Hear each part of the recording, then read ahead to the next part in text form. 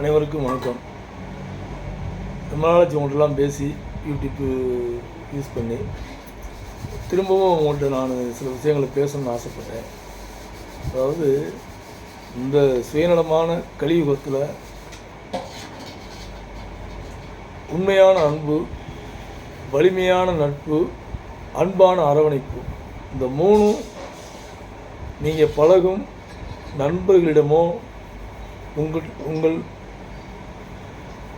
உங்கள் கிட்ட உள்ள பார்ட்னர்களிடமோ இருந்தால் அவர்களை விட்டுவிடாதீர்கள், விட்டு கொடுக்காதீர்கள், பற்றி கொள்ளுங்கள்.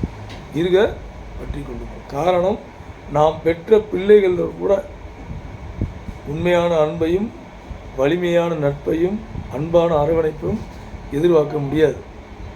கலியுகம்